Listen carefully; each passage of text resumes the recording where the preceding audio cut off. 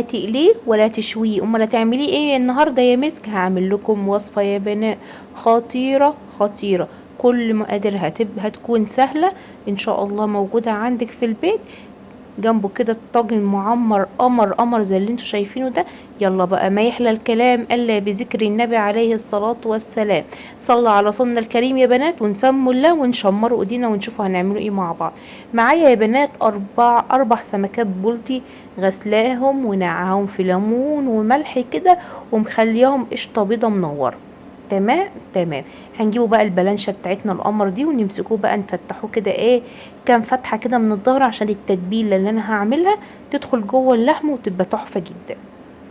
تعالوا بقى كده يلا نوسعوا على نفسنا كده ونشوفوا هنعملوا ايه يا بنات. معايا كده السمك يا بنات، ظبطوا بس المكان كده عشان اوريكم ايه الشغل كده يبقى على نظافه كده. بصوا ما شاء الله زي الفل. نعمله كام ايه شرطه من فوق كده، هنقطعه من ظهره كده بحيث ان التتبيله يا بنات تدخل كده في اللحم وتخليه طعمه مسكر. خلاص كده نجيبوا السمكية التانية، عسل كده. يلا بقى التالتة. يلا بقى نعملوا التتبيلة مع بعض يا بنات. معايا كده طبق فاضي هحط فيه 4 ليمونات معصورين بالطريقة اللي انتوا شايفينها دي. تمام كده.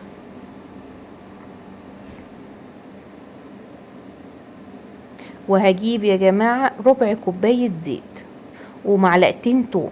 اديني حطيت التوم واحط عليه ربع مع كوباية زيت. تمام كده. البهارات بتاعتي بقى هجيبها بهارات سمك. تمام كده. سنة كمون، ربع معلقة كمون، ربع معلقة كركم، ربع معلقة بابريكا، نطرة فلفل اسمر سنة بسيطة كده، سنة بسيطة قرفة.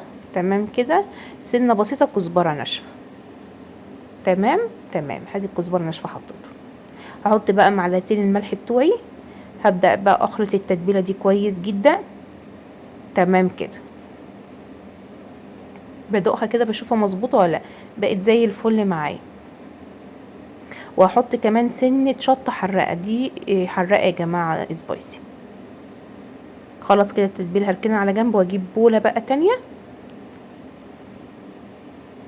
هنحط فيها بصلايه مقطعه جوليان، بشر جزر، فلفل الوان متقطع، خضره اللي هو البقدونس، واحط عليها بقى ايه مكعبات طماطم، واربع خمس معالق من التتبيله بتاعتي، 4 5 معالق كده من التتبيله، وعصرت عليها عصره ليمونه كمان. كده خلاص الامور معايا اتظبطت وبقت زي الفل. هجيب بقى الصينيه بتاعتي هفرش فيها بقى ايه شويه تتبيله. هخلط كده البطاطس فيها كويس بالطريقه اللي انتوا شايفينها دي. خلطت كده وحطيت عليها شويه خضار من اللي انا عاملاه عشان كله يبقى ايه واخد نفس الطعم. هبدأ بقى ارص البطاطس بتاعتي بطريقه شيك كده في الصينيه، عشان كده العين بتاكل قبل البق يا بنات. قمر كده. يلا بقى ما تنسونيش في اللايك الحلو. حطيت بقى شويه خضار كمان كده. هجيب السمك بتاعي اللي هو قشطه بيضه منوره ده. تمام.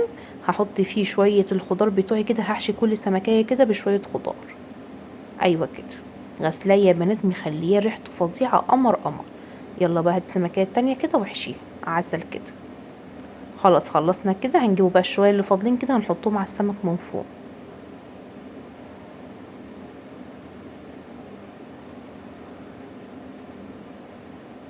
يلا بقى شيلي كده ونضفي حوالينك كده عشان تبداي تظبطي ايه، وهتشوفي المرحله التانية ايه.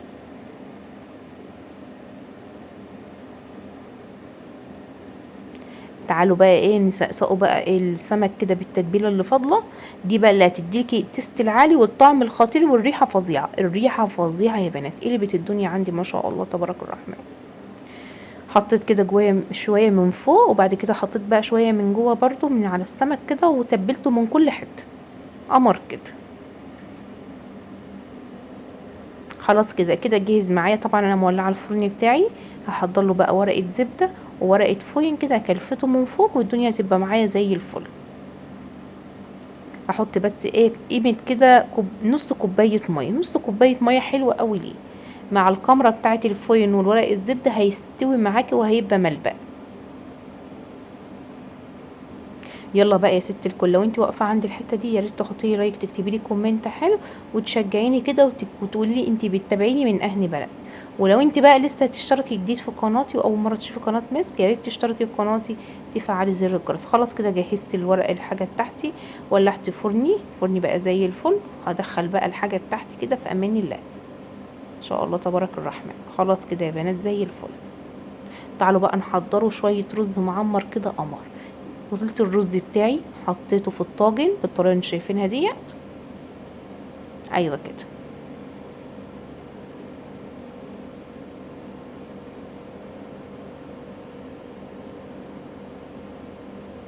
هجيب بقى نص كيلو لبن، هحطه عليه على طول. لبن جاموسي عادي يا جماعه، واللبن عادي لبن بخير، ولبن اي شيء هيبقى كويس يعني. عادي انا يعني بعمل رز المعمر باي نوع لبن، ولو لبن بودره برضو بنعمله بيه عادي. خلاص كده حطيت معلقه الملح بتاعتي، هزوده بس لحد فوق كده شويه الميه، وهدخله بقى جنب السمك ياخد ايه، يستوي معاه. خلاص كده تمام وزي الفل.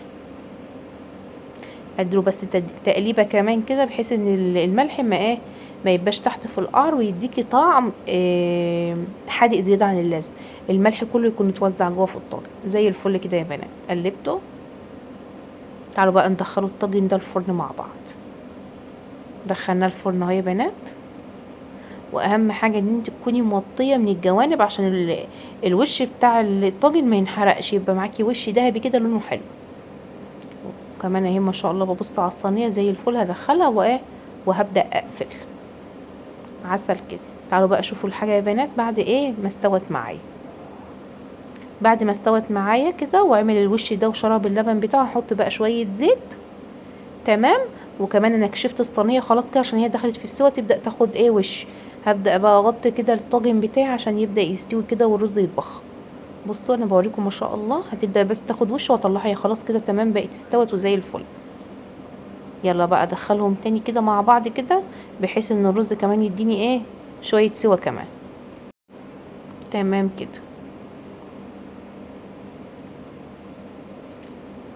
طيروا بس كده يا بنات. بصوا ما شاء الله حاجه كده يا بنات، عسل، طعمها سكر سكر سكر. شوفوا بقى يا بنات بعد ما طلع من الفرن يا سيدي. تعالوا اتفضلوا معانا بقى. عملت له شويه سلطه كده مع شويه الرز العسل ده يا بنات، حاجه كده زي الكتاب ما قال. عايزاكم تجربوها باذن الرحمن، هتعجبكم. الوصفه لذيذه جدا، ريحتها خطيره، تغيير عن مقلي والمشوي يا بنات. البولتي طبعا بيبقى لا اما مقلي لا اما مشوي، ما تبقيش مش عارفه تعملي محتاره. فعايزه نغيره بقى، جربي الوصفه دي هتعجبك. طعمها تحفه، التتبيله خطيره، السمكيه شاربه منها كده، حاجه كده شيء رائع من الاخر يعني. يلا بقى جربوه واسيبكم في رعايه الله. سلام.